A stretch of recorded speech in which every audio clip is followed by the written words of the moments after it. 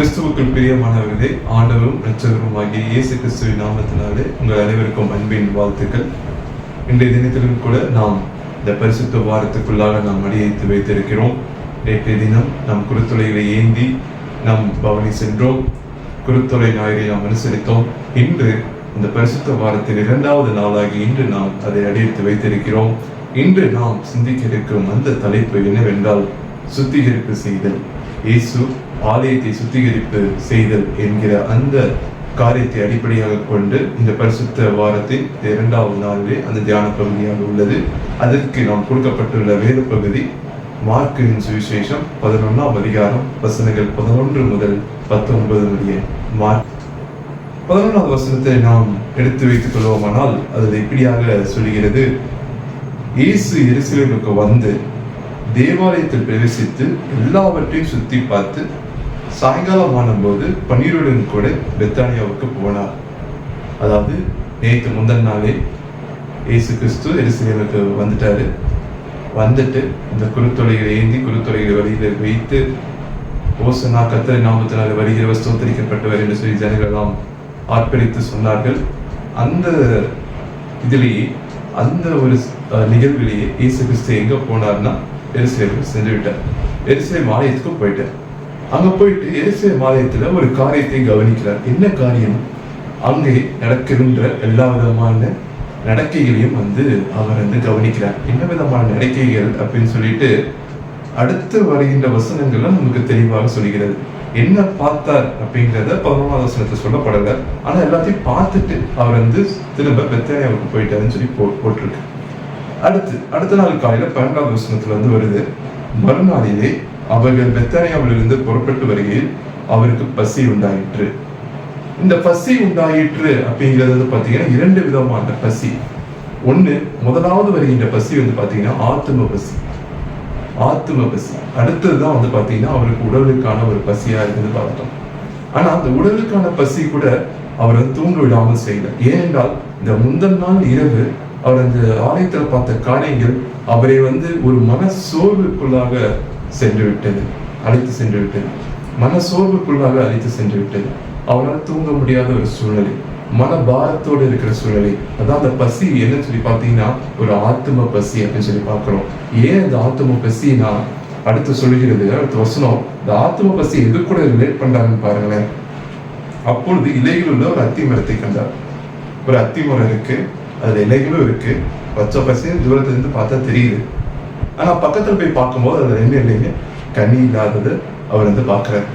அப்போ நம்மளுடைய தேவாலயங்கள், நம்மளுடைய வாழ்க்கை இந்த அத்திமரத்தை போலதான் இருக்கிறது.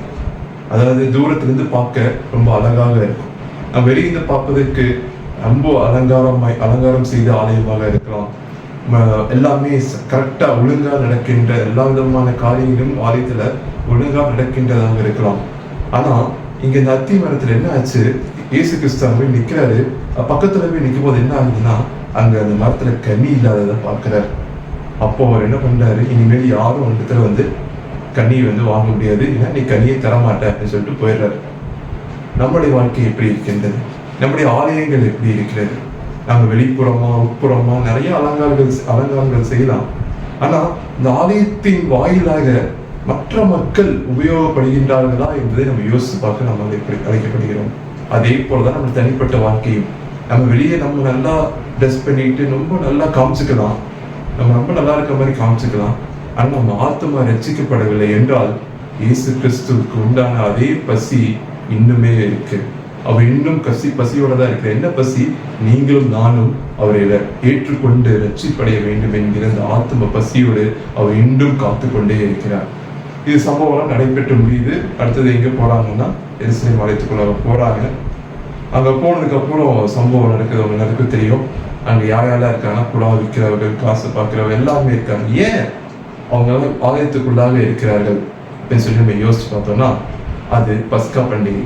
பஸ்கா பண்டிகைக்கு உலகம் முழுவதும் இருக்க யூதர்கள் என்ன பண்ணுவாங்கன்னா அந்த எருசலேம் ஆலயத்துக்கு வருகிறத பார்க்கணும்.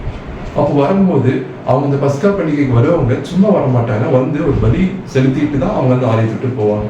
ஸோ அந்த பலி செலுத்துவதற்கு தேவையான ஆடுகள் அந்த மாதிரியான காரியங்களை என்ன பண்ணுவாங்கன்னா அவங்க அங்கதான் வாங்குறாங்க.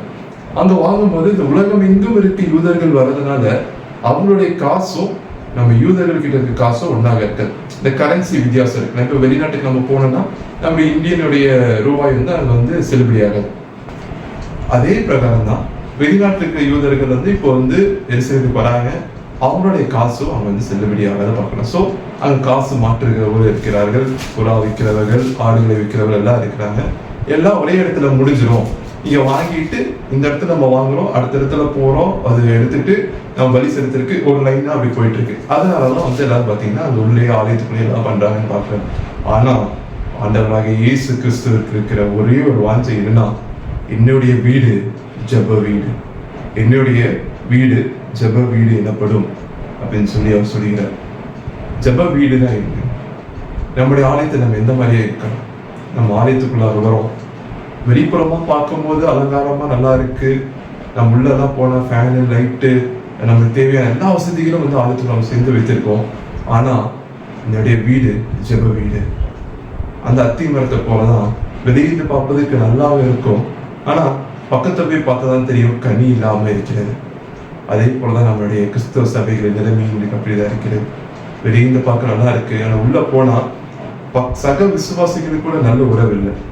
யாரும் முகமுகமா பார்த்து பேசிப்பது கிடையாது, ஒருவருக்காக ஒருவர் ஜெபிப்பது கிடையாது. அவங்க பாட்டுக்கு வந்தாங்களா, உட்கார்ந்தாங்களா, ஜெபம் பண்ணாங்களா, காணிக்கை செலுத்தினாங்களா, செய்தி கேட்டாங்களா, கல்வி போயிட்டே இருக்காங்க. அந்த மாதிரியான காரியங்கள் தான் இப்ப இருக்க சபைகள் நினைக்குது.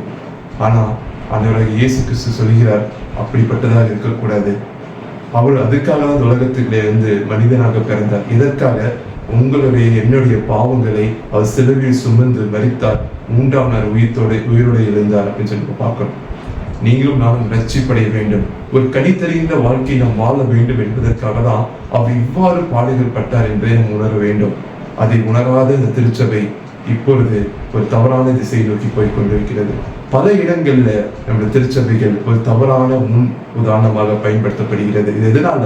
அந்த அத்தி மரத்தை போடலாம், வெளியிட்டு பார்ப்பதற்கு நன்றாக இருக்கும், நம்முடைய உள்ள வர சக விசுவாசிகள் வாழ்க்கையும் பார்க்க நல்லா இருக்கும், வெளியே விலகையும் பார்க்க நல்லா இருக்கும். ஆனா உள்ள போய் பார்த்தா தெரியும் அவங்க இருதயத்துக்குள்ள பல குமுறல்கள், பல அழுகைகள், பல சோர்வுகள், பல மனக்கசப்புகள் இருக்கும். ஒருவர் பக்கத்துல உட்கார்ந்து மேலே அப்படி இருக்கும்.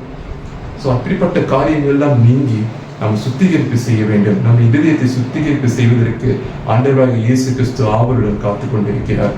இதோ வாசற்படி நின்று கதவை தட்டுகிறேன், ஒருவனின் சத்தத்தை கேட்டு கதவை திறந்தால் நான் அவனுடைய உள்ளே பிரவேசித்து அவனுடைய போஜனம் பண்ணுவேன் என்று சொல்கிறார். இது கதவை தட்டி கொண்டே இருக்கிறார் ஆண்டவர்.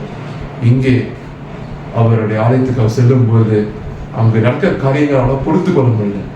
ஆனா நாம இன்றைக்கு இருக்கிற சபைகள்ல நம்ம போட்டி பொறாமைகள் நம்ம கண்ணால பார்க்கிறோம், கண்ணால பார்த்துட்டு கண் தெரியாதவங்களை போல நம்ம பார்க்காம போயிடுறோம். நம்ம பேசாதவங்கள அது கேள்வி கேட்காம போயிடும். தப்பு நடக்குதுன்னா அந்த இடத்துல நம்ம கேள்வி கேட்க வேண்டும். இயேசு கிறிஸ்து கேள்வி கேட்டார். அவங்க தப்பு நடக்குது உங்களுக்கு தெரியுதுன்னா, இது வந்து கடவுளுக்கு விருப்பம் இல்லாத காரியம் எனக்கு தெரியுதுன்னா நீங்க அந்த இடத்துல கேள்வி கேட்க வேண்டும். நாம் அதை கேட்க வேண்டும். ஒருவர் பாரத்தை ஒருவர் சுமந்து இப்படியே கிறிஸ்துவுடைய பிரமாணம் நிறைவேறிற்று. அப்படிப்பட்ட காரியங்களை செய்ய நாம் அழைக்கப்படுகிறோம். பார்த்துட்டும் பார்க்காத மாதிரி இருக்கிறது அல்ல. இங்க ஆண்டவருடைய மனம் அவனை தூங்க விடாம செஞ்சார். 11ஆம் வருஷத்தை பார்க்கிற பிரகாரம் சாயங்காலம் வந்து பார்த்துட்டு அப்போது செய்ய முடியல, அவர் திரும்ப போயிட்டாரு. அடுத்த நாள் வந்து பண்ண முதல் காரியமே வந்து பாத்தீங்கன்னா அது எல்லாத்தையும் சுத்திகரிப்பு செய்தார்.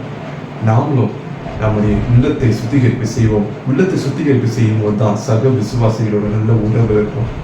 அவரோட பாரத்தை நம்ம வந்து கேட்க முடியும், அவருக்காக நம்ம ஜெபம் பண்ண முடியும். நம்ம ஒருவர் பாரத்தை ஒருவர் சுமந்து இப்படியே கிறிஸ்துவின் பிரமாணம் நிறைவேறிற்று. நல்லா பாட்டு பாடுறதுனால நல்ல சபை ஆயிடாது. எல்லா சபைகளும் நல்ல கொயர் இருந்துச்சா நல்ல சபை கிடையாது. இல்லை யூனிஃபார்ம் போட்டு யூனிஃபார்மா கொயர் போட்டு யூனிஃபார்மா வந்து பாடி அதனால நல்ல சபையே கிடையாது. நல்ல செய்தி கொடுக்குறாங்களா அது நல்ல சபையே கிடையாது. நம்ம சமுதாயத்துக்கு என்ன பணி செய்ய போகிறோம், சக விசுவாசிகளுடன் நம்ம எப்படி உறவு வைத்திருக்கணும், அதுதான் ரொம்ப முக்கியம். நம்ம இன்னைக்கு சிந்தித்து பார்க்கலாம். இங்க இயேசு அந்த காரியத்தை பார்த்து விட்டு சுத்திகரிப்பு செய்தார். நம்மளும் நம்ம கிட்ட இருக்க பாவங்களை எல்லாவற்றையும் நம்ம அறிக்கை செய்து ஒரு புது வாழ்வை நாம் பெற்று மற்றவர்களுடன் நம்ம இணைந்து ஒன்றாக நம்ம பயணிப்போம். ஒரு எடுத்துக்காட்டு சொல்ல வேண்டும் என்றால், திருவிருந்தில் நம்ம பங்கேற்கும் போது நம்ம இன்னைக்கு ஒரு தீர்மானம் எடுப்போம். நம்ம சக விசுவாசிகள் கூட ஒரு சின்ன ஒரு கருத்து வேறுபாடு ஏதாச்சும் இருந்தா கூட, அதனால நம்ம பேசாமல் இருந்தா கூட இன்றைக்கு நம்ம எடுப்போம். அடுத்த திருவிருந்து ஆராதனையில நாம அவங்களுடன் போய் உட்காருவோம். உட்கார்ந்து அந்த சமாதான வாழ்த்து கூறும்போது நம்ம அவங்கள பார்த்து நம்ம சமாதான வாழ்த்து கூறுவோம். எத்தனை இதாக நம்ம வேடம் போட்டே இருக்கிறது, எத்தனை இதாலும் வேடம் போட்டே இருக்கிறது. நம்ம தெரிந்தவர்களுக்கே நம்ம பார்த்து சமாதானம் கூறுகிறது.